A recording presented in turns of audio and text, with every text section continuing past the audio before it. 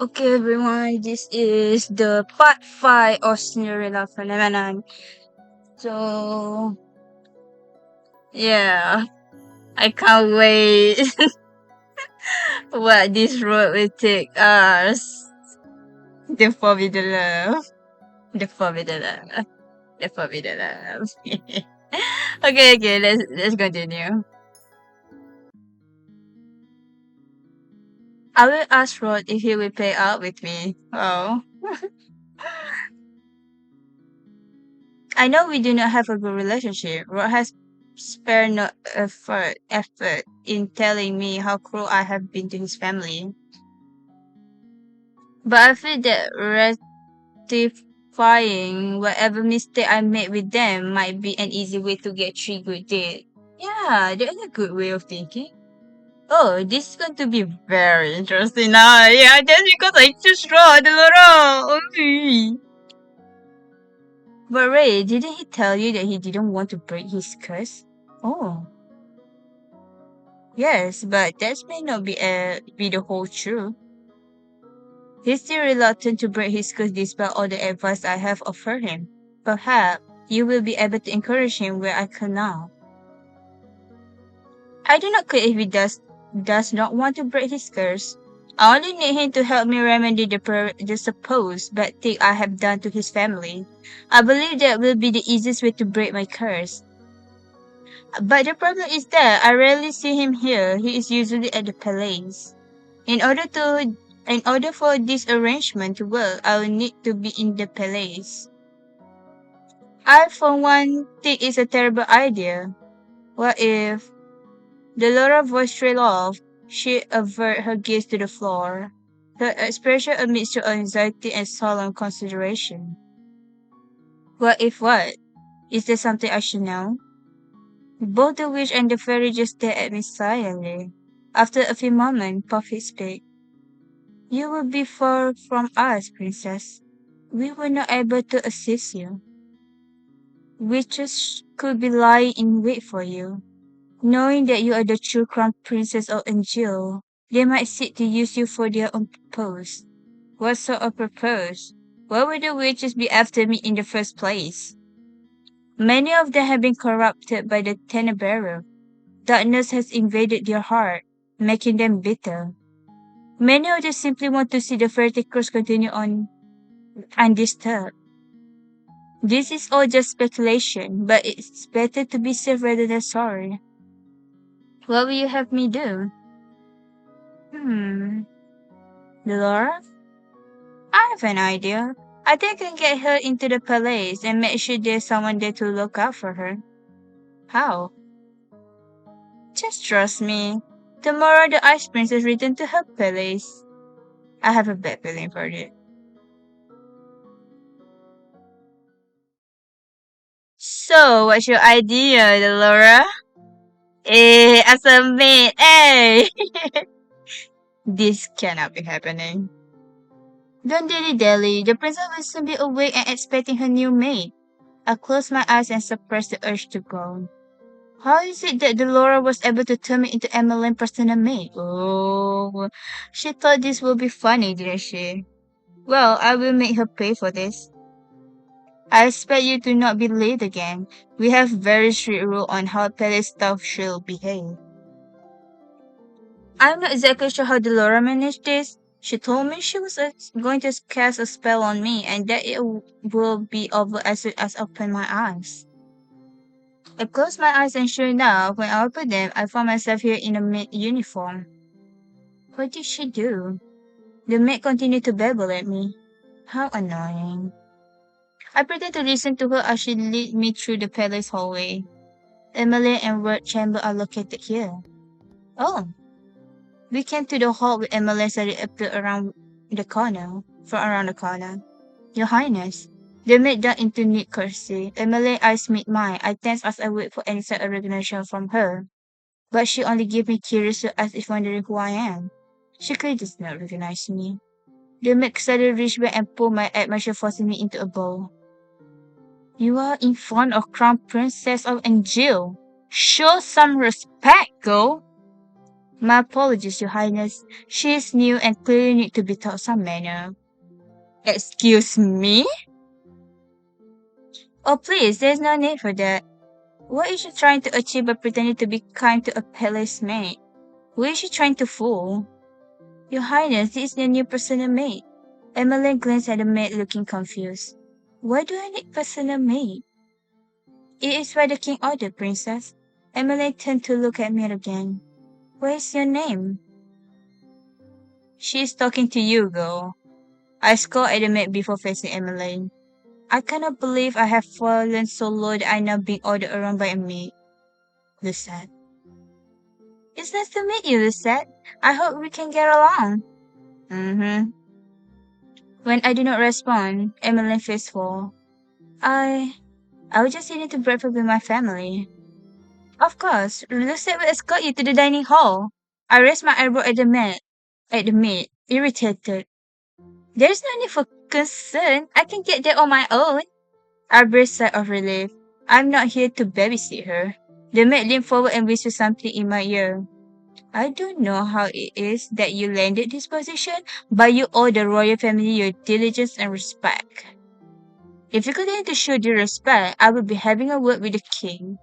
The maid pushed me forward so that I forced to stand next to Emmeline. She will escort you to the dining hall, Your Highness. Her job required that she follow you everywhere in the case you require assistance with anything. But it's almost time for breakfast, Prince Emmeline. Emmeline frowned and looked at me. I'm so sorry. What is she apologizing for? Ako na! Yay! Sorry. Good morning. Good morning. It seems that you have met your personal mate. The king eyes widened as soon as he spotted me. You look familiar. Does he recognize me? I felt a little tremble in my heart as I considered that hope. Are you not the girl who came to the gate before? I deferred with soundless sigh. He remembered me as the peasant. This is the first time I'm meeting you as Emily personal maid. What is your name? Lucette. That's a lovely name. We are glad to have you here, Lucette. The king gave me a warm smile. The softness of his gift made me angry. He never treated me so kindly when he remembered me as his own daughter.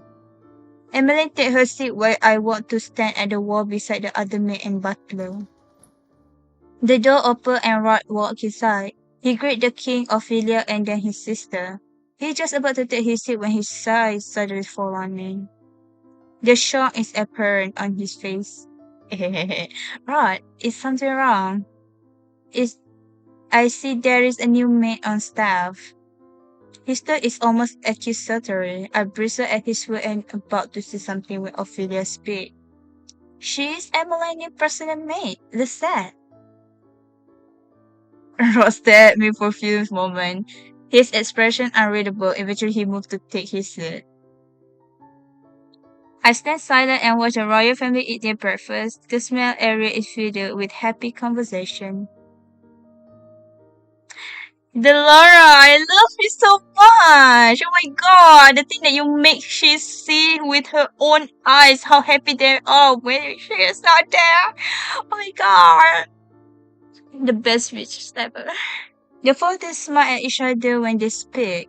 It is easy to see how comfortable they all are with one another. When I was still here, our meal was always so quiet, but everyone looks so happy now. I bite my lip to will the heavy feeling away. Rod told me that before, but I did not want to believe him. I turned back to conversation at hand. We have something very important to discuss with you, Emmeline. Oh, I have brought this up before, but another matter is more pressing. Is this about... Yes, this is about the ball. Ophelia gave the king disapproving the... Dear. I know it's in strange proportion, but this is royal tradition. Emily is at suitable marriage age, and this ball may yet help her find suitor. Oh, but a husband. Emily cheeked a tinted pink. A royal ball for Emily? For her to find a husband? I never have agreed to such a thing. The king never forced me into one because he knew that. I will not force you to marry someone you do not love, Emily. We agree on this vote to uphold tradition. All eligible bachelor will be invited in 4 months' time, and you will choose the man you want to court you. I did find my true true ball after all. He glanced at Ophelia, who responded with a fond smile, her expression falling into something more worried when she looked at her doctor. But what if I can't choose anyone? We will draw one ball as per tradition. We will not force you into another ball if you do not find good suitor, but we will uphold tradition at least one.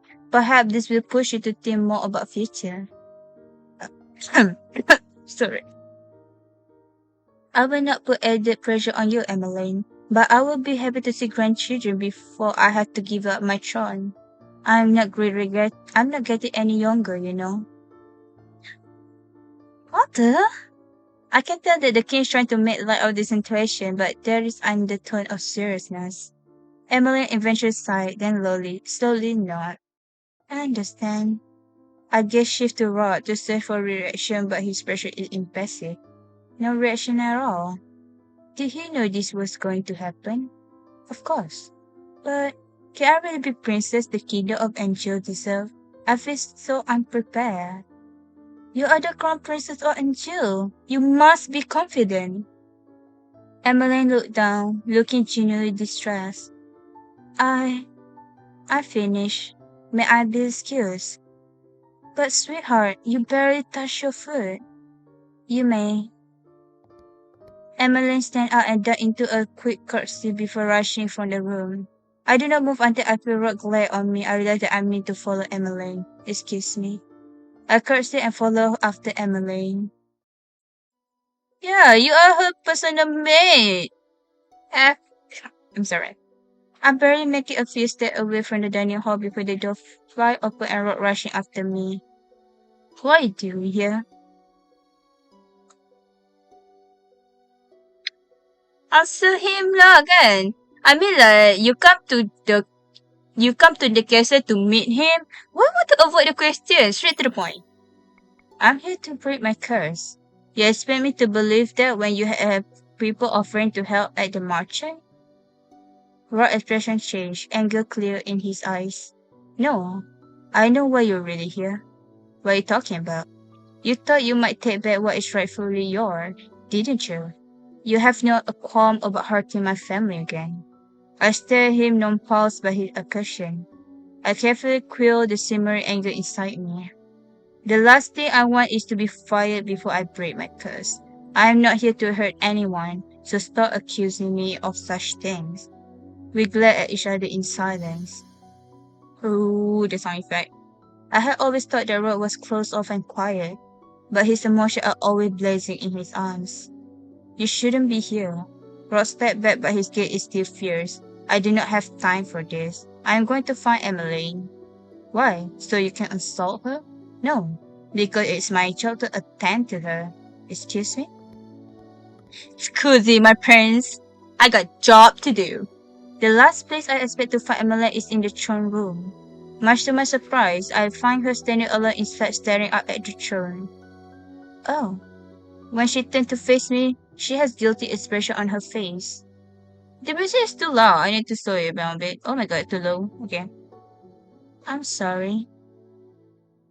What is she apologizing for? I was very rude earlier, walking out on everyone at breakfast. Emmeline gazed back at the throne and sighed. I'm sure another girl would be happy to have a ball. I mean, it's not something out of fairy tale. But she said once again and looked down at her clasped hand. It all sounds so perfect in the fairy tale. 3 days is all it takes before everyone's found their true love. Well, I don't think that's how it will out in real life, don't you? Do you? I have nothing to say in response when Emily turned her beseeching gaze to me.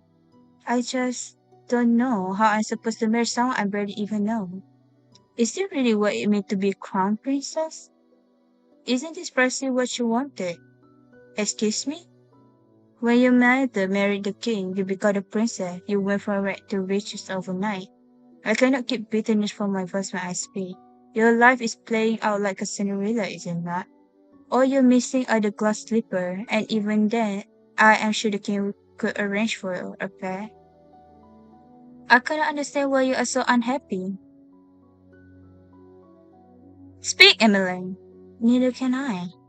Emily turned away from me to face the throne once again, and in the sun that streamed through the window, I see something shining on her cheek. Is she crying? I'm so ungrateful. Lucette, what will you do? What? If you were in my place, if you become crown princess overnight, would you go through with the ball?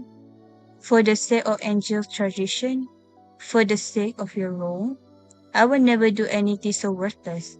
The king never brought up the subject with me. He almost let you know I would have refused. Emma suddenly pat her cheek and turned to me, a wry smile on her face. I could do with some fresh air. Shall we go to my friend's shop in town? We have only just exited the throne room when Emily stopped short and I almost went into her bed. Oh, your highness, what a pleasant. Who are you? Sir Matros abruptly stopped to stare at me. Why is Sir Matros looking at me so intently? Does he? Is something the matter, Sir Matros? No, not at all, your highness. I'm just amused. Amused? Oh, you haven't met my new maid. This is Lucette. Lucette? There is something in Sir Matros' gaze that I do not trust. The silence is stifling, so I curtsy at him. Sir? Charming. Sir Mitchell turned his attention back to Emmeline. Where are you off to on this pleasant day? Oh, just off to visit your friends. Make sure you bring your god with you, princess. Of course. Maybe he know you. Okay. I wonder what taking him so long. Emmeline decided to invite Rod to join us on her visit. One of the guards offered to get Rod for her, but he still has yet to return. Another stand with us by the gate, ready to escort us into town.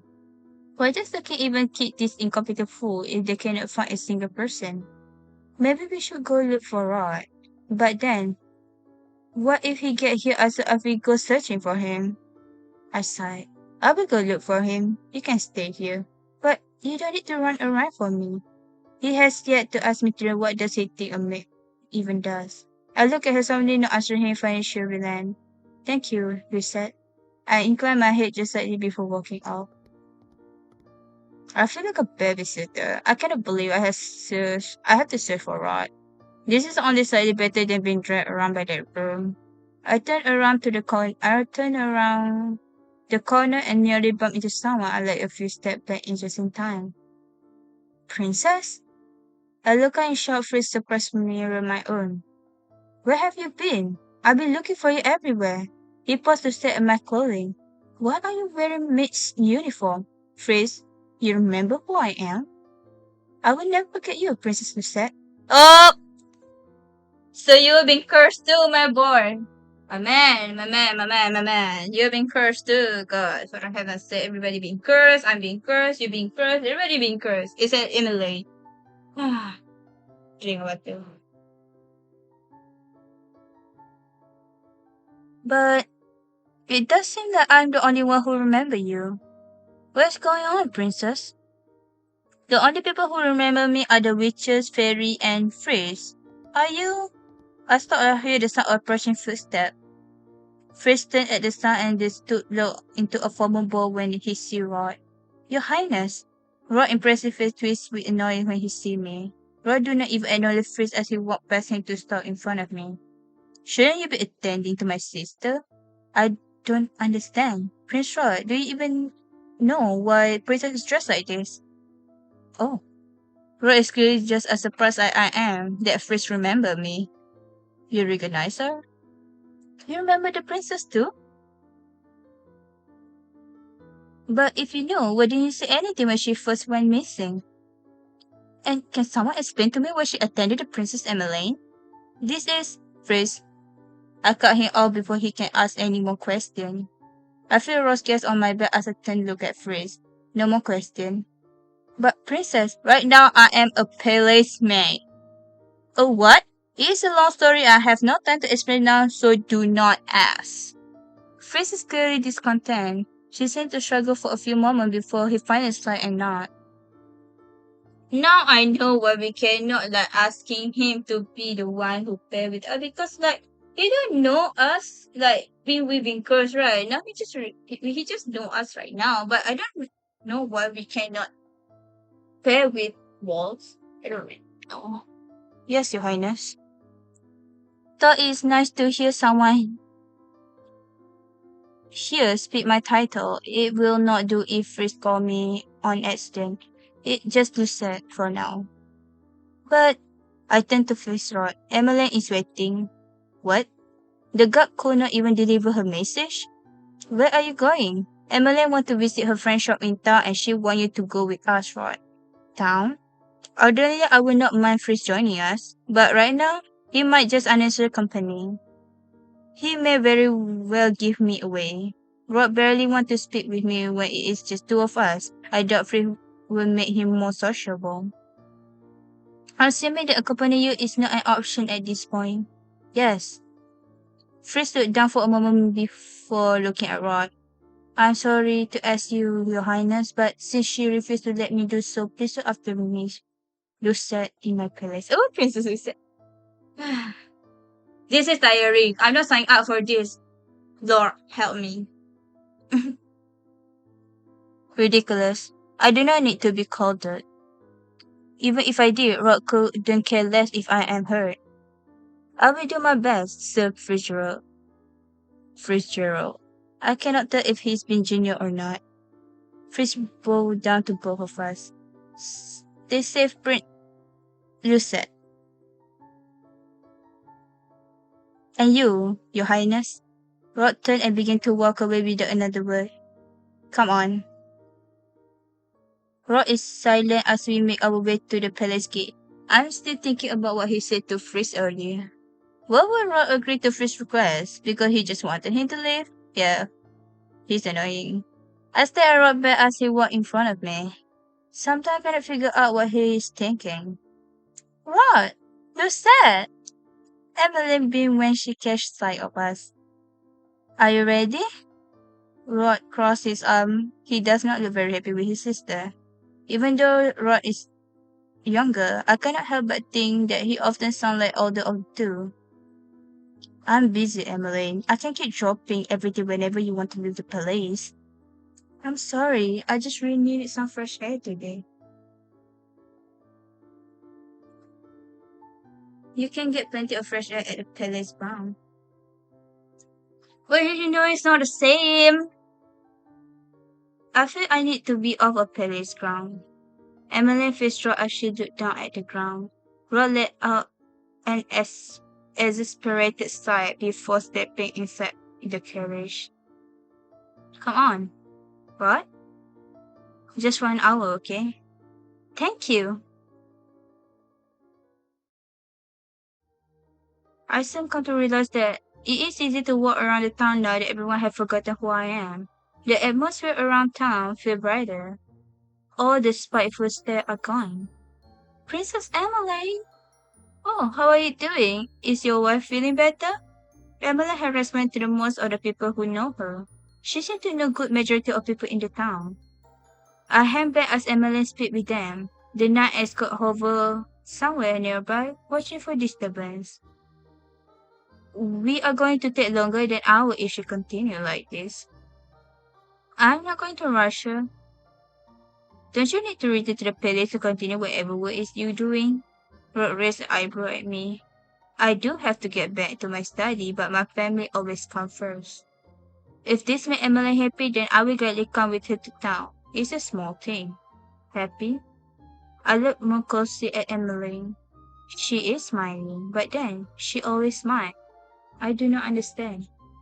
She more at ease talking to the townspeople sometimes because they don't judge her. Why would she have to worry about being judged? It is clear that everyone adore her. Emily took a man's hand in her as she wished him well. Rod pointed out the gesture. Sees that? That goodness. You could learn something from my sister, you said. Is it goodness pretending to be interested in life of stranger? Emily eventually said her goodbye before walking toward Family's store. This is a store shop I visited with Emily and Rod before. I glanced at Rod and noted the expression of his face. He seems conflicted. But why? Before I can ask, Rod marched in front of me and Daisy pushed open the door.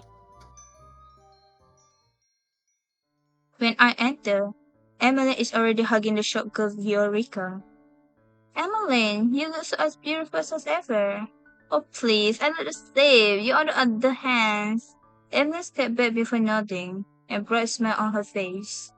Being in love suit you. When is the wedding? Wedding? She's already engaged? I catch a small movement out of corner of my eyes, then to glance at Rod. I noted his finger clenching to fist before he quickly hid his hand behind his back. Though the expression is impassive as always, I noticed tenseness in his shoulder. Oh, you like her. Desmond and I haven't said a date yet, but it should be soon. Will you? Eureka trailed off when she noticed the rest of us. Hello, Rod. Eureka. His tone is surprisingly static. Last time he was here, I was sure he sounded friendly. So what can I help you with, Emily? Looking for another doll? Another doll? But Emily is not interested in doll. Oh no, I'm just here to see you. I can't stay for long since Rod has things to do. Emily, I'll wait for you outside. Oh, okay. I know it's my duty to follow Emily around, but I'm not all interested in hearing her talk to this girl. Does she even want me here? Hmm. I don't know, like because you are her mate, dude. So like going out to stay with Ron is not really an option.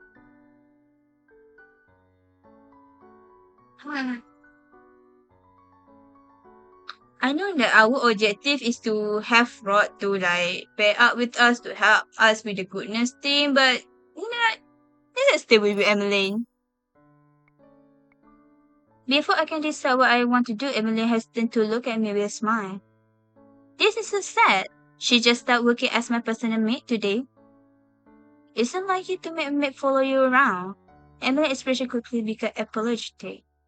I'm sorry, Lucette. I realized I didn't even ask if you want to come with us. I just wanted you to tag along. Why is she apologizing? I mean to tend her regardless of where she is unless she dismisses me. I'm sure Lucette doesn't mind. It's such a beautiful day today after all. Emily turned to me and smiled. You don't have to wait with me if you don't want to, Ray. Lucette, I won't be long. I only want to see Viorica for a bit. I haven't been able to see her as often since I moved. Well, that's to be expected. Princess shouldn't be associating with short girl like me. Viorica has a point. Why does Emily insist on this? Because she is her friend. See, but you are my best friend. This girl cannot be her. I hate her. Okay. I'm still not accustomed to the fact that I can just visit you every day. Those were the good old days when we were still a neighbor. I'd still live next to you if I could. Do you remember all those games of that we used to play together when we were children? Remember how Rod always lost? The two girls laughed together at the shared memory. I tried not to roll my eyes. So they were all childhood friends. Are you sure there was nothing I can help you with? We all turned at the sound of the door chime as a cousin walked in. Excuse me. One moment. Viorica turned to Emily with guilty expression. I'm so sorry, but I have to take this. No, it's alright. I'll come and see you another time. I promise we can talk as you want next time. Emily smiled and hugged her friend in farewell. I followed closely behind Emily as she exited the shop. Rod pushed away from the wall that he had been leaning against once he noticed us leaving. Ready to go? Emily nodded with a small smile. The two of us began to make our way to the palace again. By the time we returned to the palace, evening has fallen. I hope we're not late for dinner. The minute the carriage at the opened, we greeted by two familiar faces. Sir Alcester and Sir Mitchell stand before us. Who the heck are you? So ugly. I'm sorry. Princess Boleyn, Prince Roy, I was on my way to look for you when Sir Mitchell informed me for your whereabouts. He glared at the knight and got the knight string back. Sir Alcester turned sharply to me afterward, his eyes narrow. Why is looking at me like that? It was getting late and the queen was worried. I'm sorry. Princess Emmeline, Prince Rod, it's almost time for dinner. Please let me escort you inside. Sir Mitchell gestured for them to follow him. I'm about to follow after them after Uncle's cutting move blocked my path. He said cold. His eye opened, his mouth to say something, but then he squared and shook his head. You are dismissed, girl. You may go back to your quarters. But that is an order. His gaze is piercing. Even when I was the princess, I wasn't able to stand up to the gaze. Yes, sir.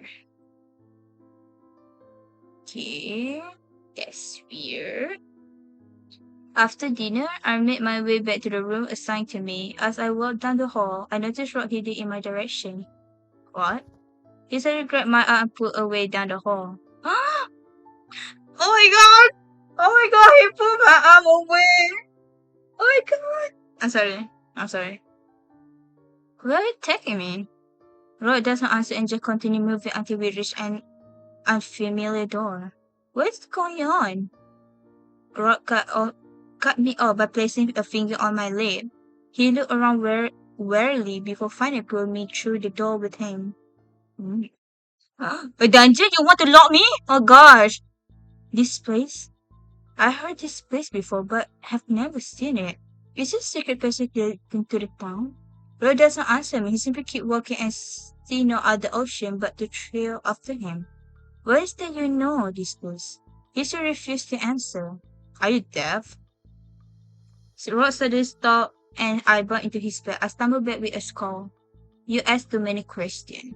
Because you refused to answer any of them? Oh, I glared back at him until Rod made exasperated sound. Lady Perfect is the one who told me about this passage. It makes sneaking out of the palace easier. Perfect? She did not give me any explanation as to how she knew of this place. There are only meant to be 2 copies of key. The king has one and Sir Auguste has the other. Then why do you have a key? Don't tell me a story from king. I am not a thief. Lady Perfect also have a copy. She saw fit to provide me with a key for my own use. What? Why does Perfect have a key to this place? You have to ask her that yourself. Once we step into town, I realize where it is that we are headed. We're heading back to the mansion. Delora is the first person we see as soon as we enter the mansion. Well, little Kevin Dragon. Delora, you... Rod glare silenced me. He stepped forward and pointed back at me, gaze icy. She is not staying at the palace. What? Delora raised her eyebrow. What's that? She would play now. I do not know what game you're playing, but I will not be part of it. Excuse me? This is not a game. I do not want you to meddle my life as you meddle with her. The room temperature dropped several degrees. Delora stared at Rod, her expression suddenly lacking any emotion. With all the due respect, Your Highness, I do not want to meddle your wallowing. But just because you do not wish to break your curse doesn't mean that others shouldn't want to either. You should be humbled that our princess here thought you would be able to help her. Rod raised an eyebrow. Where is Lady Parfait? Of course you wanted to talk to Parfait, because she put things nicely. Fine, I'll fetch her for you. Delora curtsied as she swept out of the room. Rod sighed. He clearly irritated, but he doesn't put a voice to his agitation. Now that we're alone in the empty room, the silence is deafening. And I asked him the question that had bothered me since we came here. Why do you want me out of place? Why do you don't want to break your curse? why you want her out of place? Of course I want to ask you why you don't want to break your curse. I don't need to explain myself to you. Do you even know how to break your curse? I do. So why are you not doing that? Okay, what does he say? So why are you not doing anything? It's none of your business. I did not realize the anger inside of me at first, and then I noticed that my hand are fixed and that I'm shaking. You are angry at me for treating your family with unkindness, and yet you do not treat me with any respect or kindness either. Excuse me? I realized that this is anger I feel a long time, and it made words fall out of my mouth. You are guilty of the same disrespect you hold me accountable for. We are both being cruel to family, aren't we? Raw eyes are ablaze as she stalked toward me. He stopped right in front of me, his mouth pressed into a firm line. You are so fond of telling Emmeline we do not share any blood. The only thing pulling us together is King, and you do not share his moral. Remember this, you said. You will never be part of my family. And I will never see you as a sister. Oh! Rod stormed out of the reception area just as the Laura entered. Sorry, Luna Prophet wasn't in. She paused and gave me a wry smile. Seems this partnership is going well. Ooh, love the Laura. I threw my hands up in anger. He is infuriating. Ooh, not as helpful as you thought. I was surprised you were asking for his help at the first place. All I have been doing today is following around Emmeline, and he still finds reason to snap at me. In his eyes, I can do nothing right even though I'm making an honest effort to break my curse. Delora eyes me as she slid down into the chair. Has he told you anything about his curse? Only that he know how to break it. Delora sighed. Who can be secretive about the silliest thing? Ra had been aware of how to break his curse from the very beginning. Then why hasn't he broken it? I have no idea. I think the only other person who knows the full term and condition of her curse is Parfait. Parfait? Parfait has known her for a while. She convinced him to keep coming to the market even after he gave up on breaking his curse. Parfait also thinks that working with you will convince her to try finding another way to break his curse. Another way? Don't ask me. I don't know much about his curse either. But if you keep trying, you might convince Rod to talk. I doubt it very much. It seems that all I'm doing is convincing Rod that I do not deserve to break my own curse. Delora looked at me curiously for a few moments, then she grinned. I have an idea. If it's not a terrible idea, oh no, this is one much better. I love you. The much better one is the worst one.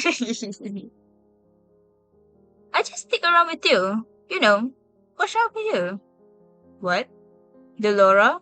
Watch out for me? Huh? No option. I am surprised when Delora stand before me in her dark form. There's no way you and Ro are going to sort yourself out without some kind of help, so I'll be tagging along.